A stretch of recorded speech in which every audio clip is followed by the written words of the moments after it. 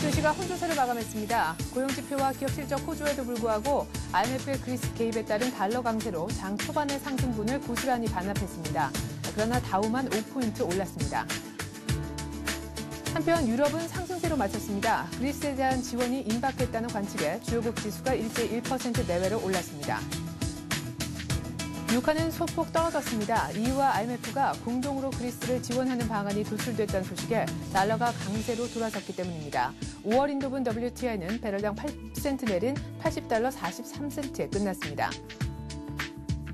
그리스 재정위기 해소를 위해 IMF가 일정 역할을 맡는 데 대해 독일과 프랑스가 합의했다고 주요 외신들이 보도했습니다. 220억 유로 규모가 될 것으로 보입니다.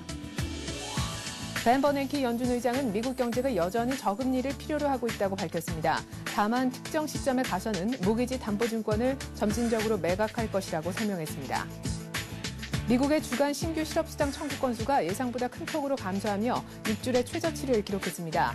지난주 신규 실업수당 청구 건수는 전주 대비 14,000건 감소한 44만 2천 건을 기록했습니다.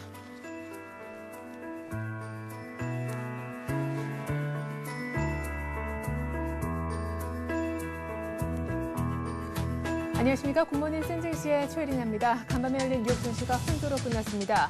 S&P 500과 나스닥이 모두 조폭 떨어졌는데요. 다우만 5포인트 정도 상승 마감하면서 1840선을 넘겼습니다. 다우가 장중에 100포인트 넘게 올랐다가 장 막판 상승폭을 크게 반납할 수밖에 없었던 이유는 바로 유로존에 있었는데요. 결국 독일과 프랑스가 그리스 지원을 하는 데 있어서 IMF의 도움을 받는 데 합의했다는 소식이 유로화 약세, 달러화 강세를 이끈 것이 뉴욕 증시의 부담이었습니다. 또한 버냉키 연준 의장이 저금리 기조를 재확인하긴 했지만 특정 시점에 가서는 지난달과는 달리 MBS를 점진적으로 매각할 수 있다고 얘기한 것도 부담 요인이었는데요. 보다 자세한 글로벌 증시 전문가 전화 연결해서 알아보도록 하겠습니다. 한맥투자증권의 김관수 과장입니다. 안녕하세요. 네, 안녕하십니까. 네, 유럽은 일제일 올랐는데 뉴욕은 혼조로 끝났군요. 일단 뉴욕 증시 마감 상황부터 자세히 짚어주시죠. 자, 미증시는 일단 기분 좋게 상승세를 하면서 장중 100포인트 넘는 강한 반등을 보여줬습니다. 11,000선 턱 밑까지 상승세를 보여줬는데 일단은 기업의 실적 호전들도 나왔고요. 또 버냉키 의장의 저금리 기조 유지 확인, 또 주간 실업수당 청구 건수가 6주 만에 최저치를 보이면서 전체적으로 경기 지표와 기업 실적 그리고 그리스의 지원 합의 등 호재들이 방만했는데 결국에는 위에서 매물에 막히는 이런 모습을 보여줬는데요. 아직까지 시장의 전체적인 흐름은 꺾이는 모습은 아니지만 그래도 상승 시에는 차익 매물에 대한 부담감, 특히나 달러 강세 전환으로 에너지 관련주들이 약세를 보이고 상품주들이 밀리면서 전체적으로 시장은 위에서는 일단 11,000선대는 심리적인 저항선대가 형성되고 있다는 것을 다 한번 보여준 그런 증시가 아닌가라고 판단되고 있습니다. 네, 말씀하셨듯이 고용지표와 기업 실적 호조에도 불구하고 상승폭을 좀 많이 반납해서 장 막판 좀 아쉬운 모습이 나타났다고 하셨는데요. 6주의 최저치를 기록한 주간 고용지표 먼저 좀 살펴보죠. 일단 신규 실업수당 같은 경우에는 이전까지만 해도 45만 건 내의 수준을 계속적으로 이어졌는데 이번에는 45만 건 밑으로, 특히나 이번 감소세가 어느 정도는 예상이 됐었습니다. 한 7천 건 정도는 밑으로 좀 예상을 했는데 14,000건 정도 더 많이 예상치보다 신규 실업수당 건수가 약세를 보이면서 전체적으로는 그 고용시장이 상당히 개선되는 그런 모습을 보여줬습니다. 네. 자, 그리고 기업들의 실적 호조 소식도 있었는데 말이죠. 실적 개선주가 올랐다면서요? 네, 일단은 미국의 최대 전자 유통업체인 베스트바이가 4분기 순이익이 37포인트나 급증을 하면서 전체적으로 강세를 보여줬고 퀄컴도 라이센스 매출 증대에 힘입어서 전체적인 매수가 들어왔습니다. 그리고 장마감 이후에 발표한 오라클이 1.3% 정도 상승세를 보여주면서 전체적인 실적 관련주들의 저점 매수는 강하게 이어졌는데 물론 실적 관련주라 해서 모두 오른 건 아닙니다. 일단 장마감 직전에 발표되었던 종목들 중에서는 아시다시피 어도비라든지 제너럴 믹스 같은 경우는 차익 실현에 막히면서 1%대로 하락을 했는데요.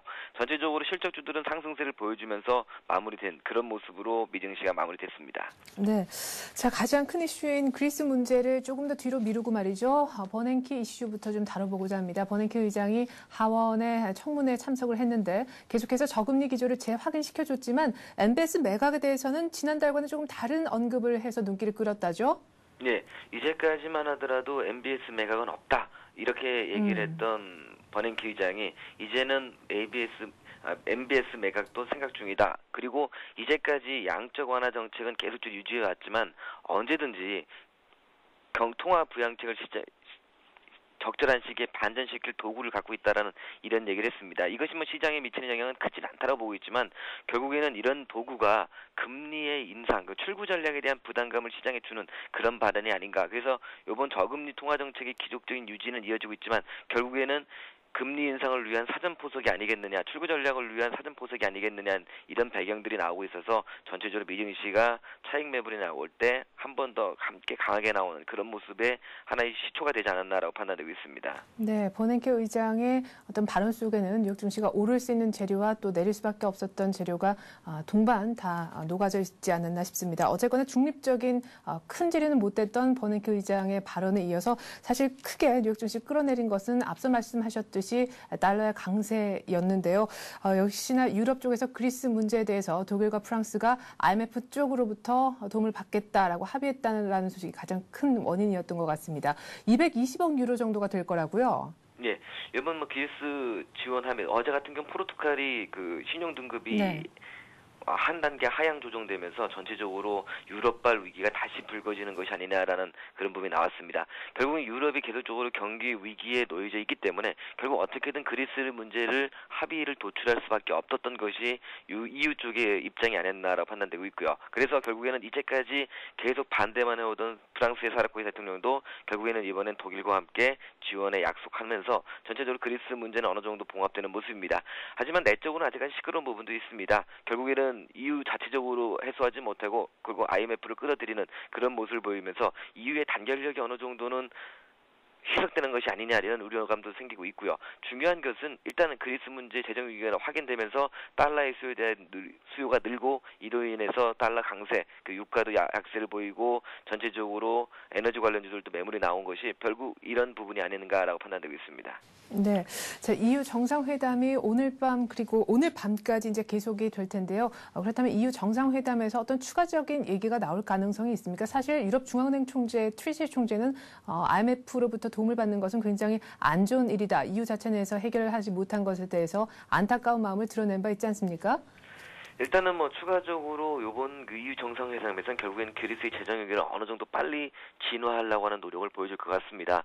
결국엔 시간이 가면 갈수록 계속적 불안감은 팽배해지고 또 EU 내의 결속력도 상당히 약화되는 그런 모습을 보여주고 있기 때문에 자신의 입장들만 생각해서 결국에는 뭐 IMF 지원받는 게 좋다 나쁘다 이거보다는 결국에는 해결하는 방향, 결국 중간점을 찾아가는데 이 중간점이 결국 IMF는 끌어들이고 EU에서도 어느 정도 지원해주는 그런 방향으로 결국은 마무리가 되지 않을까 이렇게 관측들이 많이 나오고 있습니다.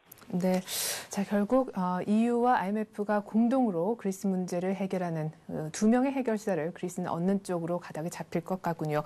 한편 유럽 증시는 그리스 해소 기대감에 굉장히 많이 올랐더라고요. 자, 독일 같은 경우가 93포인트 상승하면서 1.55% 상승했습니다. 6,132포인트 마감됐고요. 프랑스도 50포인트 상승하면서 1.12% 상승했죠. 4,000선을 회복시켜 주었습니다. 영국도 마찬가지 상승세를 보였는데 일단 결국에는 이제까지 유럽 증시에서 가장 문제가 됐던 것이 이런 재정 위기에 대한 부담감인데 결국 이 재정 위기를 결국 EU 정상들이나 IMF 쪽에서 적극적으로 한다면은 EU의 경제 조건들이 조금 이 앞전보다는 좋아지지 않겠는가라는 이런 시장 전체적인 지배적인 매수 모멘텀이 생기면서 결국에는 유럽 증시도 강하게 상승세를 보이면서 마무리됐습니다. 네, 자, 유가는 달러 강세 때문에 좀 떨어졌을 것 같은데 말이죠. 상품 시장 쪽 얘기도 좀 들려주시죠. 일단은 상품 시장은 약세로 반전됐습니다. 아마 달러 강세가 이어지면 결국 상품 시장은 약세를 보여줬는데요. 네. 일단은 뭐 유가라든지 뭐 금시세가 일단 급락의 모습을 보여준 건 아닙니다. 네. 전체적으로 금값은 0.4% 상승하면서 1,092달러를 보여주고 있는데 일단 금값 같은 경우는 1,103달러가 심리적인 마지노선을 했는데 이 심리적인 마지노선이 이탈됐기 때문에 당분간은 하향 안정화될 것 같고요. 유가도 결국에는 아직까지 80달러를 전후로 해서 계속 그 주가 가격의 왕복을 보여줄 뿐이지 아직까지 이 사이에서 계속 갇혀있는 모습이니까 당분간 유가와 금값은 결국 단기적인 달러의 움직임에 따라서 왔다 갔다 할 수 있겠지만은 결국 이 수준대에서 머무를 가능성이 상당히 높은 그런 부분이 아닌가라고 판단되고 있습니다. 네, 자 이제 오늘 간밤에 있을 주요 일정들을 좀 챙겨봐야 될 텐데요. 이번 주에 주택 관련 지표가 중요하다 했었는데 기존 주택 매매는 좀 호재거리로 작용을 했었지만 신규 주택 매매는 좀 악재로 작용을 했었고 또 간밤에 짚어주셨듯이 주간 고용 지표는 오히려 좋은 결과를 보여줬습니다. 오늘 밤에는 드디어 미국의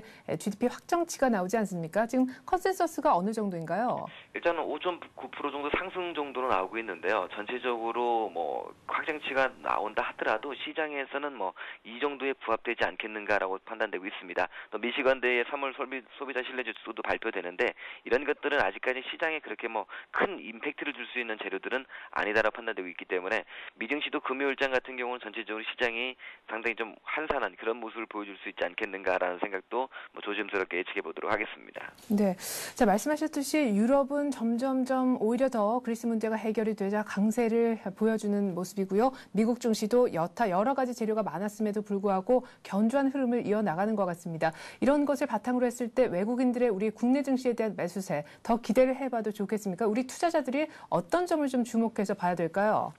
요즘 투자자분들이 매매하기는 상당히 좀 어려울 겁니다. 특히나 코스닥 시장에는 아시다시피 감사 보고서에 의견 개절들이 속출하면서 상패 종목들이 나오고 있습니다. 이렇게 뒤숭숭한 코스닥 시장의 전체적인 흐름 아직 좋지 않고요.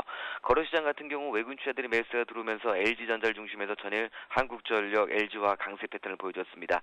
외국인 투자들이 매수하는 종목을 중심으로 해서 매수가 들어오고 있는데 업종 내에서도 동반 테마의 업종보다는 업종 내에서도 외국인 투자들이 매수하는 종목과 매수하지 않는 종목들이 결국 차별화되는 그런 모습을 보여주고 있거든요. 그리고 주가에서 시가총액 상위 업종들은 움직이면서 장을 이끌어주고 있지만 항상 주가 패턴을 보면은 상승한 종목보다는 하락한 종목들이 더 많은 그런 모습을 보여주고 있는 것이 현 주가의 우치입니다. 물론 상승장이든 하락장이든 주가가 올라가는 종목들이 있습니다. 그 지금 같은 장세에도 분명히 상승하는 종목은 나오고 있는데 시장 전체적으로 봤을 때는 아직까지 압축 매매라든지 외국인 투자들이 매수한 종목을 확인하고 따라붙으면 결국에는 단기적으로 우위에서 손실을 보는 그런 경우가 많기 때문에 당분간은 시장이 방향성을 잡지 못하고 있는 이런 혼조 구간에서는 방향성을 잡을 때까지는 좀 시장을 좀 관망하는 그런 부분이 좋지 않겠는가라고 판단되고 있습니다. 물론 강한 종목이 나올 때는 저 종목을 내가 매수했었으면 하는 그런 바람도 갖고 있지만 아직까지는 시장 전체적인 흐름이 방향성보다는 혼성 구간에 계속 이어지고 있고 그 혼성 구간이 여기서 상방으로 움직일지 하방으로 움직일지는 우리가 한번 되짚어볼 그런 부분이 있는데요. 좀 좋지 않은 거는 미증시가 벌써 고점 돌파해서 장중한 때 1955까지 올라가면서 11,000선대 턱밑까지 가서 때 비해서 우리 증시는 아직도 1,700선도 돌파하지 못하는 그런 모습을 보여주고 있기 때문에 당분간 우리 증시는 미증시가 다시 급등 이후에 매물에 막힐 때 또다시 매물에 막히는 그런 모습을 보여줄 수 있는 가능성이 높아서 이런 부분들도 우리 시청자분들이 그리고 투자분들이 하나 꼭 체크해야 될 그런 부분이 아닌가라고 판단되고 있습니다. 네, 지금 우리 유망하다고 하고 외국인들이 또 실적도 또 수급도 다 좋은 IT 같은 경우에도 1분기 정도가 이익 전망치가 지금 고점이고 2분기부터는 꺾인다라는 얘기가 있는데 그렇다면 이래저래 코스피는 1,700 아니라 1,720 전 고점까지 가기는 굉장히 버거운 항로가 예상이 됩니다. 일단은 새로운 모멘텀이 이어지지 않는 한 상당히 우리가 좀 체크를 해봐야 됩니다. 특히나 새로운 모멘텀을 우리가 한번 체크해볼 만한 것은 기관 투자들의 수급, 외국인 투자들이 매수가 들어오는 건 다들 알고 있습니다. 외국인 투자들이 매수가 들어오면서 시장의 전체적인 흐름도 상당히 좋아지고 있다는 걸 다 알고 있는데 결국 외국인 투자들과 함께 시장을 이끌어줘야 될 기관 투자가들의 매매 패턴을 우리가 체크하지 않을 수가 없는데요. 그런데 전일 장 막판에 선물지수가 밀렸습니다. 그러면서 이제까지 콘텐츠 현상을 유지하던 선물시장과의 현물의 괴리가 역베이시스, 백오테이션으로 바뀌어버렸기 때문에 이 백오테이션이라는 것은 결국에는 프로그램 매도가 나올 수 있는 하나의 백오테이션은 무조건 프로그램 매도가 나오는 것은 아니지만은 그래도 프로그램 매도의 근본적인 잣대를 만들어 놨다는 점도 일단 현 장세가 아직까지 수급적으로는 불안해질 수밖에 없는 그런 부분이 아닌가라고 판단되고 있습니다. 네, 기관도 프로그램도 일단은 좀 수급에 우호적이지 않은 상황으로 좀 흘러가고 있어서 아직은 조금 더 지켜봐야 될 것 같습니다. 한맥투자증권 김관수 과장과 함께했습니다. 잘 들었습니다. 예, 감사합니다.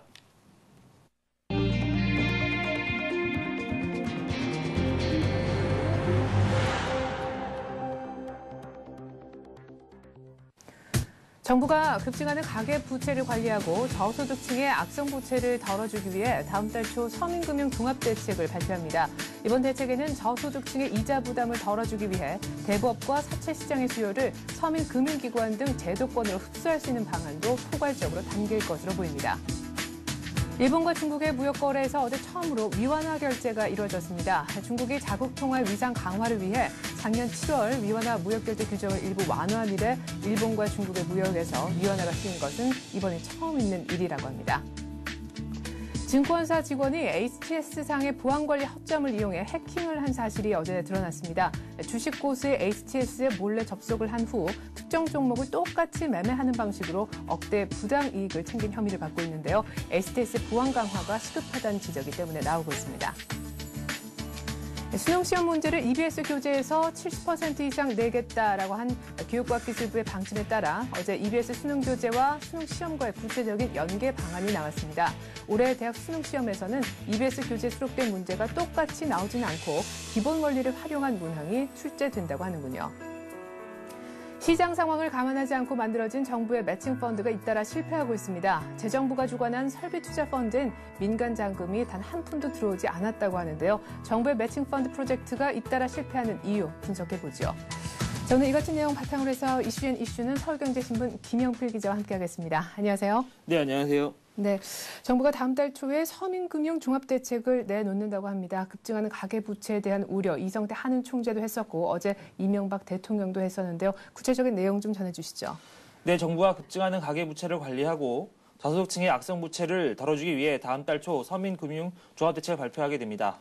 이번 대책에는 저소득층의 이자 부담을 덜어주기 위해 대부업과 사채시장의 수요를 서민금융기관 등 제도권으로 흡수할 수 있는 방안이 구체적으로 담길 예정인데요. 이명박 대통령은 25일 청와대에서 열린 비상경제대책회의에서 현재 가계부채 수준이 금융불안이 이어질 가능성은 매우 적다면서 다만 가계부채가 늘어난 속도에 대해 면밀히 모니터링하고 가계와 금융권에 미치는 영향을 점검하라고 지시했습니다. 이성태 한국은행 총재는 이날 회의에서 지난해 말 현재 가계부채가 734조 원으로 금융 안정을 위협할 수준은 아니다라면서도 가계부채가 소비 위축으로 이어져 중장기적으로는 성장의 잠재력을 위축시킬 우려가 있으므로 적절하게 관리할 필요가 있다고 보고했는데요. 가계부채 문제가 정책의 화두로 떠오르면서 정부도 대책 마련에 들어간 상황입니다. 금융위원회의 한 고위 관계자는 가계부채 문제는 양을 조절하는 동시에 소득으로 이자를 감당하지 못하는 저소득층의 악성부채를 관리하는 두 가지 방향으로 접근해야 한다면서 다음 달 초 악성부채에 시달리고 있는 저소득층의 이자 부담을 덜어주는 내용의 서민금융종합대책을 발표할 계획이라고 말했습니다. 풀어서 얘기하면 현재 서민들에게 대출 지원을 해줘야 한다는 이야기가 많은데요. 이 경우 서민들에게 과잉 대출이 나가게 되면 가뜩이나 심각한 가계부채 문제가 더 악화될 수 있는 상황입니다. 서민 지원책이 서민들에게 무분별하게 대출을 더 많이 쓰라고 유도해 부담을 더 키우는 정책에 대해서는 안 된다는 얘기인데요. 정부의 방침은 가계부채를 전반적으로 관리하면서도 저소득자들에게는 금융부담을 덜어줄 수 있는 방안을 찾겠다는 생각입니다. 금융당국은 농협과 수협 등 상호금융회사가 받은 비과세 예금 중 일부 비율을 지역신용보증재단에 출연해 협약보증 방식으로 저신용자 신용교체에 나서게 하고 대부업체의 기능을 제도권 금융기관이 수용해 금리를 최대한 낮추도록 할 방향을 잡고 있는 것으로 알려지고 있습니다. 네, 일단 종합을 해보면 어떻게 하면 정부가 이 늘어나는 가계부채를 효율적으로 관리할 수 있는가 거기에 대한 고민을 하고 있다라고도 볼 수가 있을 것 같은데 앞서 말씀하셨듯이 지금 투 트랙을 통한 접근법을 생각하고 있는 것 같습니다. 일단은 늘어나고 있는 가계부채 그 규모 자체를 조절하는 것이 하나요. 또 하나는 이제 소득으로 돈을 빌리긴 했는데 이자가 너무 높아서 오히려 감당하지 못하는 저소득층을 좀 배려하는 부분 좀 더 자세한 설명이 있어야겠는데요. 네, 맞습니다. 먼저 가계부채의 총량 부분을 걱정하지 않을 수 없는데요. 한국은행이 최근 내놓은 자금순환 동향을 보면 지난해 말 현재 우리나라 개인 부분의 금융부채는 854조 8천억 원으로 사상 최대치를 기록하면서 1년 만에 6.5%가 늘어났습니다. 국민 한 사람당 약 1,753만 원의 빚을 지고 있다는 얘기가 되는데요. 특히 개인이 예금은행에서 주택담보대출로 신규 조달한 자금은 전년보다 36%나 급등한 24조 5,400억 원에 달합니다. 이는 부동산 거품 논란이 한창이던 2006년 수준에 근접한 수준인데요. 금리가 1%포인트만 올라도 국민의 이자 부담은 8조 원 이상이 늘어나고 무엇보다 집값이 조금만 내려가면 빚 부담이 급증한다는 결론이 나옵니다.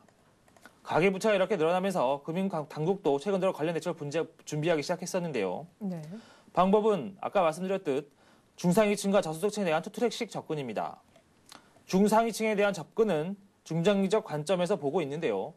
현재 전체 가계부채의 69%가 상위 20%에 집중되어 있는데 이들은 소득이 꽤 많기 때문에 큰 틀에서는 문제되지 않을 것이라는 게 정부의 판단입니다. 다만 주택담보대출의 증가만큼은 계속 막을 방침인데요. 하지만 저소득층의 부채에 대해서는 대출 부담을 최대한 덜어주는 쪽으로 방향을 잡았습니다. 금융당국은 4월 초 내놓을 서민금융종합대책에서 저소득층의 대출 원리금 부담을 더 완화해주기 위해 대부업체 등을 찾고 있는 서민층에게 제도권 금융기관에서 자금을 수혈해주는 루트를 넓히는 내용을 두루 담았습니다. 이를 통해 서민들의 이자 부담을 최대 10%포인트까지 낮출 수 있다는 게 금융당국의 판단입니다. 네, 가계부채 중상위층에 대해서는 그 접근을 정부가 중장기적으로 하고 있지만 일단 저소득층에 대한 부분들은 좀 빨리 해결이 됐으면 좋겠습니다. 자, 그리고 어제 좀 눈길을 모았던 국제 거래 소식이 있는데요. 일본과 중국에서 무역 거래를 했는데 처음으로 위안화 결제가 이루어졌다고 하는군요. 맞습니까? 네, 맞습니다. 중국 위안화가 국제 결제 통화로서의 입지를 강화하고 있는데요.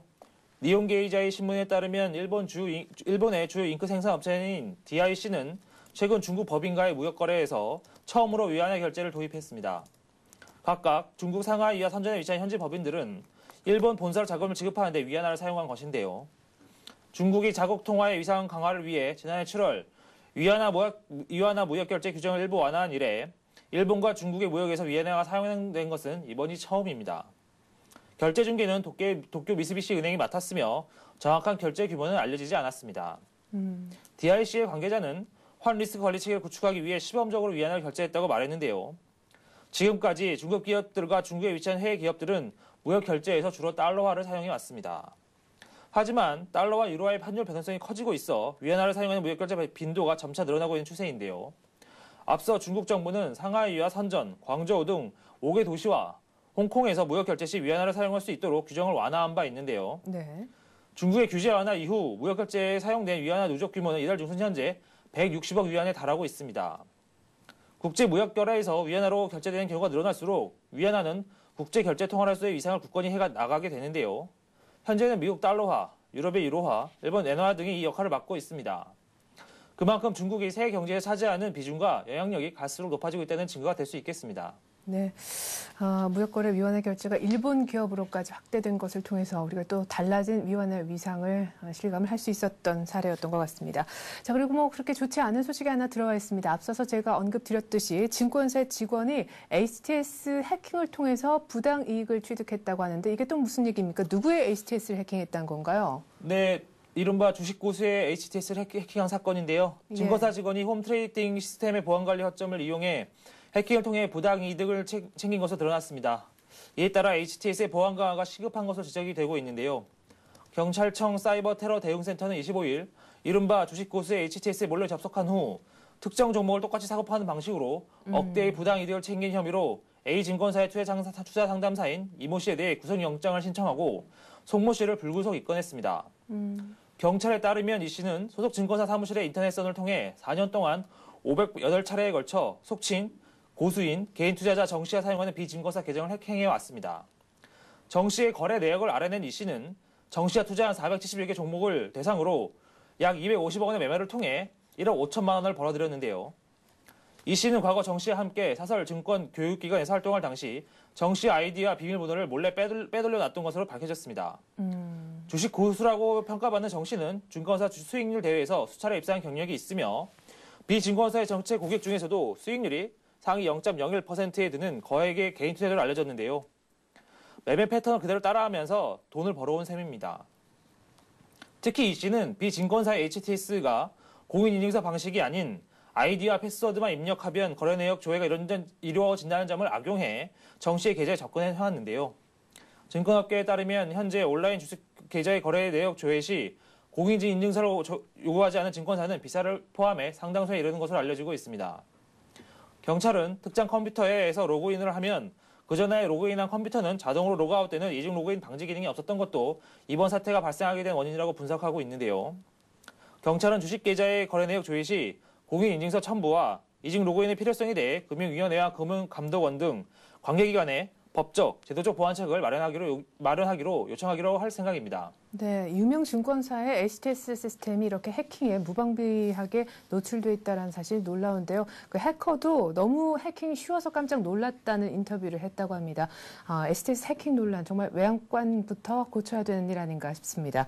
자, 그리고 정부가 EBS 수능 교재에서 수능 문제를 한 70% 정도 출제를 하라라고 지시를 한 것이 최근인데요. 어떻게 70% 문제를 낼 것인가에 대한 발표가 어제 있었다죠?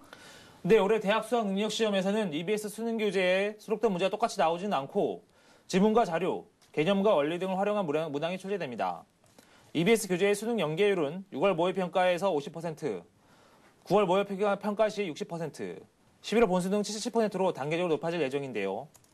한국교육과정평가원과 EBS는 수능시험 문제를 EBS 수능한 교재에서 70% 이상 출제하겠다는 교육과학기술부 방침에 따른 EBS 수능교재와 수능시험과의 구체적 연계 방안을 25일 발표했습니다. 평가원은 70% 연계한다는 의미는 교재에서 나온 문제를 그대로 출제하는 것은 아니며 EBS 수능교재의 개념과 원리 등을 이해하면 수능 문제를 충분히 풀 수 있도록 출제하는 것을 의미한다고 설명했습니다. 구체적인 연계 방식은 EBS 교재에서 주요하게 다루는 내용과 개념 활용, 교재의 지문, 그림, 자료표 등을 활용, 핵심 제재나 논지를 활용하거나 문항의 변형 등입니다. 예를 들어 개념과 원리를 활용한 문제의 경우 화산의 종류를 설명한 것을 토대로 여러 가지 화산의 특성을 비교하는 문제가 출제됩니다. 네. 경기 변동 자료에서 물가의 관계를 묻는 문항은 경기 변동과 실험용과 관계를 묻는 문항으로 살짝 비틀어낼 예정인데요. 연계 대상은 고교 3학년 수험생을 대상으로 한 EBS 수능 교재 가운데 평가원이 감사한 115종과 강의로 한정이 될 예정입니다. 하지만 사교육을 줄이기 위한 EBS 강의와 수능 연계 정책은 10수년 이상 매년 반복되어 왔지만 별다른 소득이 없었던 맹탕 정책이라는 비판이 높은데요. 평준화된 교육 근본 체계에 대한 검토와 저소득층에 대한 과외 지원 등 근본적인 대책이 필요하다는 지적이 높습니다. 네. 자, 그리고 정부의 매칭 펀드가 잇따라 실패하고 있다는 소식입니다. 매칭 펀드라는 것은 이제 정부와 민간이 공동 부담을 해야 된다라는 것인데 그렇다면 결국 민자로부터 돈을 당겨오지 못했다라는 얘기네요. 네, 맞습니다. 시장 상황을 감안하지 않고 만들어지는 정부의 매칭 펀드가 잇따라 실패하고 있습니다. 매칭 펀드는 정부가 정책 자금 내놓으면 민간이 일정 비율에 따라 추가로 자금을 못해 설비 투자, 연구 개발, 자원 개발들에 집행된 자금인데요. 23일 기획재정부와 산업은행들에 따르면 지난해 7월 기업 투자 활성화를 위해 만들기로 한 설비 투자 펀드의 조성 금액이 당초 목표인 40조 원의 5%인 2조 원에 그치고 있습니다. 지난해 8월 산업은행과 기업은행, 정책금융공사가 조성한 금액 외에 7개월 동안 단 1원도 추가로 들어오지 않았는데요. 펀드 집행도 예상을 빗나갔습니다. 조성된 2조 원의 설비 투자 펀드 중 집행 자금은 1조 700억 원 수준인데요. 나머지 9,300억 원은 올 상반기 중 집행 예정이라고 하지만 지난해 8월 이후 7개월이 넘게 은행에 묻혀 있는 상황입니다. 집행된 자금도 정작 자금이 필요한 중소기업보다는 대기업들의 일반 대출 형태로 나갔고 대기업들이 추가로 설비 투자에 집행한 자금은 없는 상황인데요. 지식경제부가 지난 2월 발표한 5천억 규모의 자원개발 펀드도 사용 가능성은 상당히 미지수입니다. 이 밖에도 국토해양부가 지난해 9월까지 4천억 원 규모의 글로벌 인프라 펀드를 조성하기로 했지만 정작 펀드는 당초 계획의 절반 수준인 2천억 수준에서 지난해 말 출범했습니다. 정부의 매칭 펀드 프로젝트가 잇따라 실패하고 있는 것은 변화하는 시장 상황에 대한 안일한 판단 때문이라고 분석이 되고 있는데요. 시중 유동성이 넘치는 상황에서 굳이 매칭 펀드를 이용할 필요가 없다는 지적들이 시장 안팎에서 나오고 있습니다. 네, 수요를 고려하지 않고 무작정 만든 정부의 매칭 펀드, 정말 단 1원도 안 들어올 수 있다는 것을 정부가 이번 사례를 통해서 뼈저리게 느꼈으리라 믿습니다. 이렇게 해서 오늘 이슈는 서울경제신문 금융부의 김영필 기자와 함께했습니다. 김 기자 수고 많았습니다. 네, 감사합니다.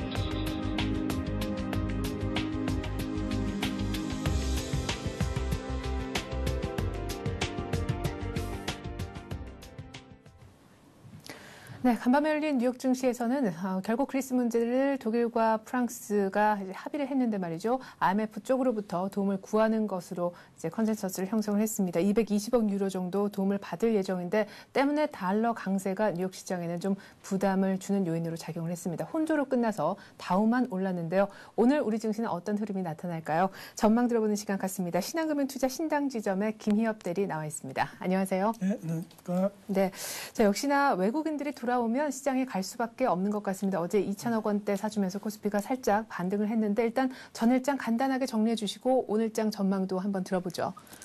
예, 전에 보면은 외국인들이 그 전날 악재에도 불구하고 우리 시장에서 2천억 원대 매수가 들어오면서 다들 좀 조정을 예상을 했지만 예상 외로 좀 강한 장을 보였습니다. 그래서 잘 지켰고 오늘 같은 경우도 어제 그리스 문제, 포르투갈 문제가 어느 정도 지금 그리스 문제가 특히 어느 정도 해결되는 방안 쪽으로 가고 있기 때문에 우리 시장 오늘 그렇게 나쁠 것 같지는 않습니다. 네, 어제 시장의 뭐 사실 또 특징이라고 한다면은 LG 전자가 많이 올랐던 것도 들 수가 있겠고 또 스펙주가 이틀 연속 급락했던 것도 있었고 코스닥 쪽에서는 여전히 그 감사 보고서 불안감에 하한가를 속출해내는 그런 종목들도 많이 눈에 띄었던 하루였는데요. 오늘 우리 장에 또한 변수가 어떤 것이 있다라고 보시는지 일단은 뭐 그리스에 대한 것도 약간의 변수가 되긴 하겠지만요. 먼저 3월 들어서면서부터 그 상장사들의 감사 의견 거절이 그 예고 없이 속출하면서 코스닥 시장에 그 불안감을 키우고 있습니다. 그 기존과 같이 그 부실 기업들뿐만 아니라 증권사들로부터 성장주로 주목받던 그 네오세미테크와 같은 회사가 의견 거절이 나오면서 그 시장의 불안감이 더 심화됐습니다. 그 이는 2009년 9월 업계 9위였던 그 화인 회계법인이 그 분식 회계로 상장 폐지 탈출을 방조한 혐의로 그 영업정지 징계를 받았는데요. 이는 2001년 이후 처음이었다고 합니다. 회계법인들 입장에서는 그 감사하는 업체가 그 퇴출을 당하더라도 감리에 걸려 영업을 못하는 것보다는 낫다는 판단이 작용을 하고 있는 것 같습니다. 예. 그 국제회계 기준 도입을 앞두고 그 금융감독원이 그 회계법인 감리를 강화하는 움직임을 보이는 등 그 향후에도 회계감사는 기존보다 강화될 것으로 보이는데요. 개인 투자자분들은 테마주를 쫓아다니시기보다는 그 외국인들의 매수가 들어오는 중대형주 위주로 투자를 하셔야 할 것 같습니다. 네, 참 신기한 게요. 그러게요. 뭐 감사 보고서 이런 찬바람 때문에 스몰캡들은 조금 어려움을 겪고 있고 코스닥도 좀 그렇지만 코스피 중에서도 외국인들의 그 사랑을 받는 그런 종목들은 잘 가고 있는 것 같습니다. 글쎄요, 외국인들이 여러 가지 악재가 사실 없는 것은 아닌데도 꾸준하게 매수해주는 이유는 어디 있다고 보세요? 예, 앞서 말씀드린 대로 그 감사 의견 거절이 속출하고 최근에 인도의 금리 인상 그리고 포르투갈의 신용등급 강등과 같은 그 안 좋은 상황이 많음에도 그 외국인들의 매수는 지속되고 있습니다. 네. 그 전날 그 4와 나스닥 지수가 하락했는데도 어제 외국인들은 한 2,100억 원 매수 우위를 보였습니다. 거래소 시장에서만 10일째 그 매수를 이어가고 있습니다. 지금 이처럼 장내 불확실성이 많은 상황에서 그 외국인들 매수세가 지속되는 이유를 한번 살펴볼 필요가 있을 것 같습니다. 네. 그 올 6월에 MSCI 지수의 편입 가능성이 그 외국인들의 기대감을 올리고 있는 것 같습니다. 그 작년 9월 우리 증시가 FTSE 지수 그 편입이 되었는데요. 예. 그 9월에 됐었는데 이때 지수 편입을 앞두고 3개월간 그 외국인 매수가 14조 8천억 원 들어온 전례가 있습니다. 예. 그 금융시장에서 FTSE 지수 추종 자금이 한 3조 달러 정도라고 봤을 때 그 MSCI 지수 추종 자금의 경우 한 5조 달러라는 점을 감안하면 네. 그 영향력은 FTSE 지수 편입 때보다도 더 클 것으로 전망이 됩니다. 그 작년 외국인 매수 때도 외국인 매수 14조 8천억 원 중 14조 정도가 대형주였다는 점을 감안하면 네. 지금의 대형주 상승이 어느 정도 설명이 될 것 같습니다. 네. 그 외국인들이 3월 들어서만 한 4조 5천억 원 이상의 강한 매수세가 들어오고 있는데요. 3월 들어서 MSCI 지수 편입 가능성이 제기됐다는 점을 생각을 해보면은 MSCI 지수 편입과 관련된 외국인 매수는 당분간 지속될 가능성이 높아 보입니다. 네, 일단 뭐 MSCI 편입 가능성 때문이다 이렇게도 정리를 해볼 수가 있을 것 같은데 일각에서는 유럽 문제가 불거지면은 오히려 외국인들의 시각에서 볼 때 우리 한국 증시에 조금 더 그 매수 여력이 더 메리트가 높아진다라는 분석도 있습니다. 그리스 문제가 결국은 해결되겠지만 중간중간에 약간 삐그덕 할 때마다 오히려 우리 증시 쪽에는 외국인들이 더 살 수 있는 그런 환경이 조성된다라는 것이 이제 맞다라고 보세요. 어떤 의견이신가요?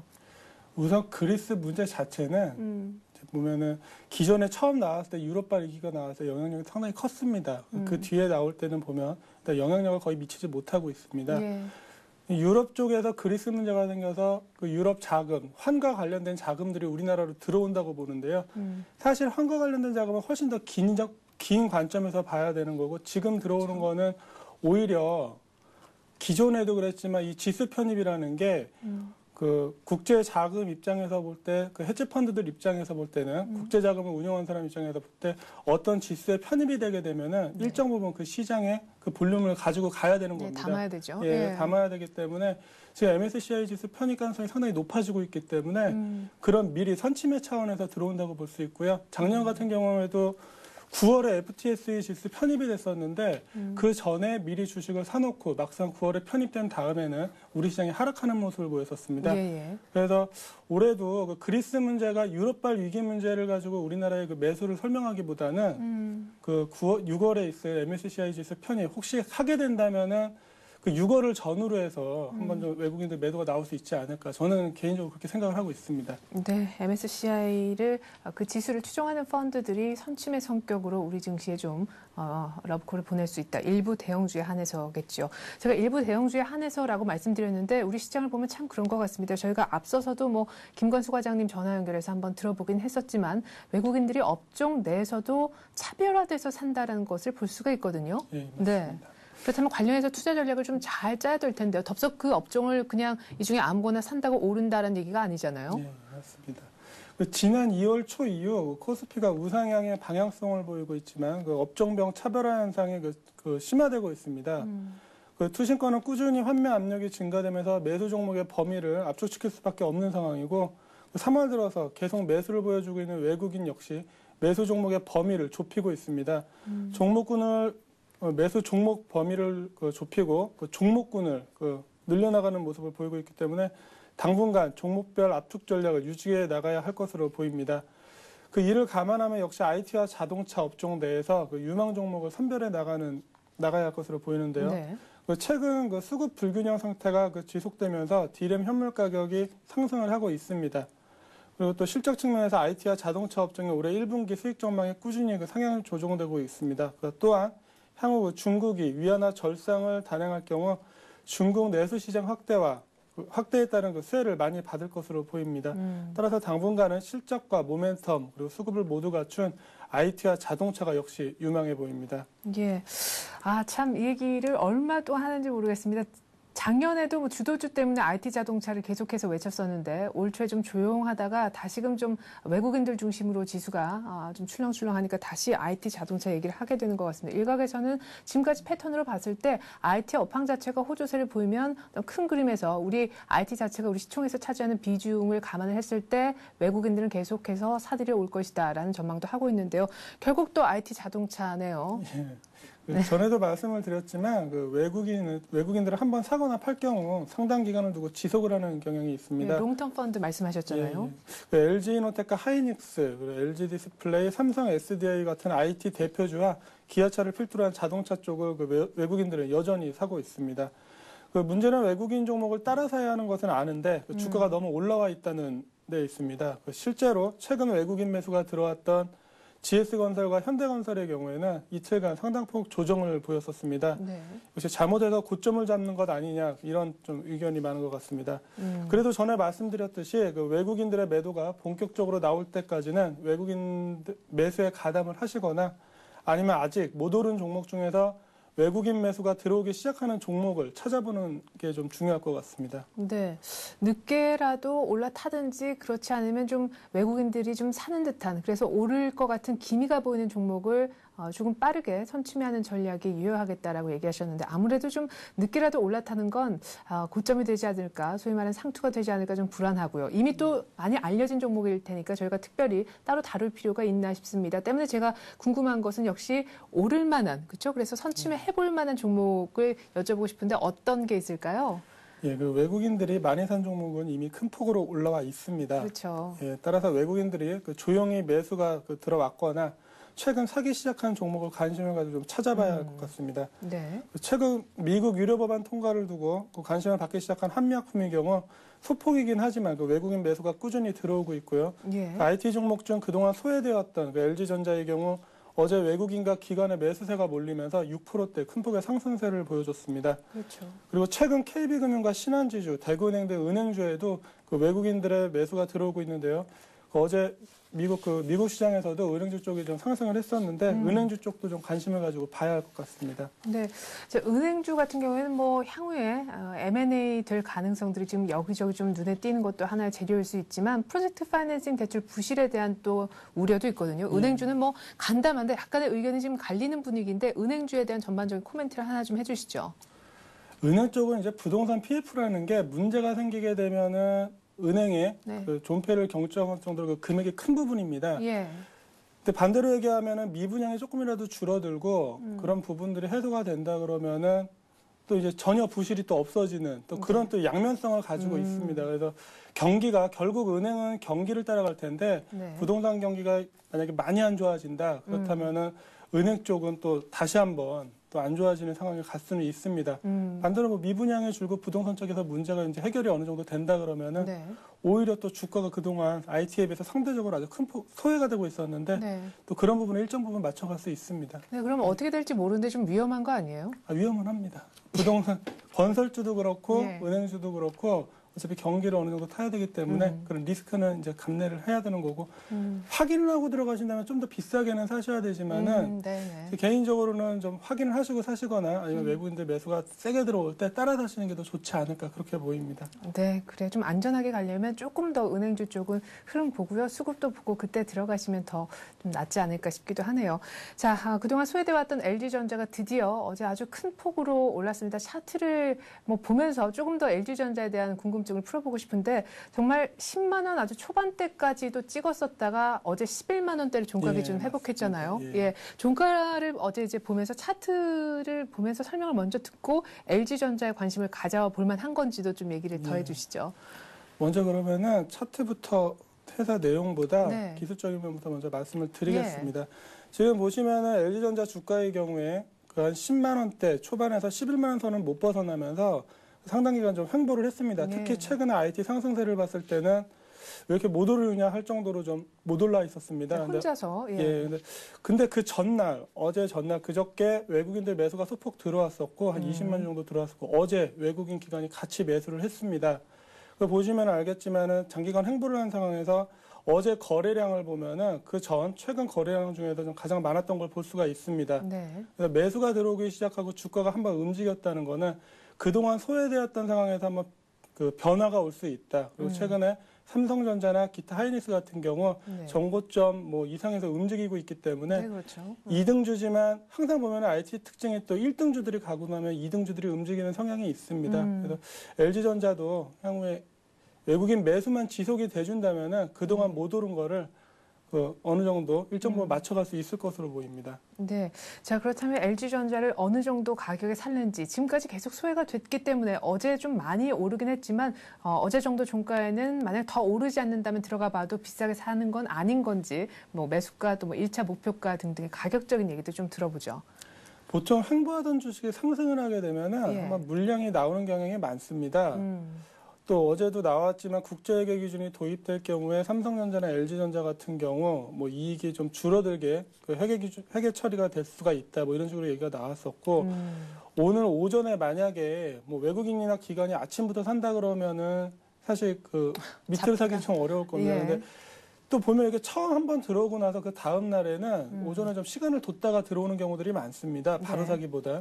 그러면은 오전 중에 잠시라도 제가 봤을 때 이 121선이나 이동평균선들이 몰려있는 11만 2천 원 선까지 네. 잠시지만 밀릴 수도 있습니다. 그러면은 그런 그 매물 공백, 매물들이 나오는 시점을 이용을 해서 싸게 살 수 있다면 그 정도 부근에서 한번 잡아보시면 될 것 같습니다. 네, 오늘 만약에 장중에 밀릴 때 못 잡으면 좀 어렵게 되는 건가요? LG전자 사기는. LG전자 특징이 또 한 번 움직이면 잘 움직입니다.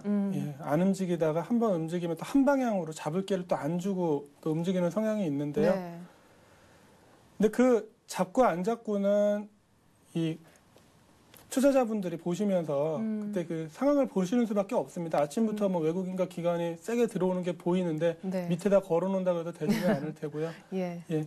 그 만약에 외국인 기관 안 들어오고 아침에 마이너스 나고 시작하고 약간이라도 밀린다 그러면은 한 2, 3% 정도는 장중 조정이 가능해 보입니다. 네, 그런 그래요. 때를 이용해서 사실 수 있으시면 사시면 좋을 것 같습니다. 네. 자, 이렇게 해서 차트는 한번 봤는데 궁금한 게요. 사실 지금까지 LG전자가 그럼 왜 횡보를 했느냐 이 부분에 대해서도 생각을 좀 해봐야 되는데 휴대폰 실적 부진에 대한 얘기가 정말 꾸준히 나왔었잖아요. 예, 맞습니다. 그럼 갑자기 실적이 좋아진다라는 분석이 어디선가 나온 건가요? 지금 최근에 LG전자는 그 휴대폰 부분의 경쟁력 약화로 인해서 지난해 4분기 이후 부진한 주가 흐름을 계속 보여왔습니다. 그 LG전자 1, 4분기 글로벌 기준 그 매출액과 영업이익은 그 14.4조 원, 4,758억 원이 예상되고 있습니다. 전반적으로 휴대폰과 모니터 부분의 수익성 저조로 영업이익은 기대치 이하가 나올 것 같습니다. 하지만 휴대폰 부분의 실적 감소는 가전 부분의 실적 호조로 일정 부분 상쇄가 될 전망입니다. LCD TV가 전분기 대비 물량이 줄지 않았고 PDP TV도 양호했습니다. 예. 또한 가전과 에어컨 부분은 오히려 기대치를 좀 웃도는 실적을 보여줬습니다. 휴대폰 사업에서도 5월 출시 예정인 안드로이드 폰에 기대를 걸 수 있습니다. 물론 동사는 안드로이드 폰 내에서 삼성전자, 모토로라, HTC 등과 힘겨운 경쟁을 벌여야 하지만 동사의 스마트폰 경쟁력은 현재 스마트폰을 거의 출시를 안 하다시피 하고 있기 때문에 향후 점차 회복될 것으로 보입니다. 어제 LG전자가 3D TV 시장 발표회에서 작년 말 LCD TV 시장 점유율이 11% 선이었는데 이번 1사분기에 14%선으로 올라선 것으로 보인다고 발표를 했는데요. 이와 같은 소식이 알려지면서 상승폭을 눌리는 모습이었습니다. 지금 LG전자를 좀 기대를 할 수 있는 게 지금 어제 처음 발표를 하고 LCD 시장 점유율이 올라갔다는 점을 감안을 하면은 네. 향후에 좀 LG전자를 보는 시각이 바뀔 수도 있을 것 같습니다. 네, 자, 이렇게 해서 LG전자 얘기까지 한번 들어봤습니다. 신한금융투자 신당지점 김희엽 대리였습니다. 고맙습니다. 예, 감사합니다. 네, 간밤에 열린 뉴욕 증시 결국 혼조로 끝났습니다. 다우가 5포인트만 종가 기준 올랐었는데요. 장중에 11,000선 턱 밑까지 갔었는데 상승폭을 중간에 많이 반납했습니다. 이유는 그리스에 있었는데요. 유럽연합과 IMF가 결국 공동으로 그리스를 지원한다라는 얘기가 나오자 달러와 강세가 부담이 됐습니다. 이렇게 해서 저는 굿모닝 센증시로 다시 인사드리고요. 출발 센증시 30분 뒤에 다시 나타나도록 하겠습니다. 고맙습니다.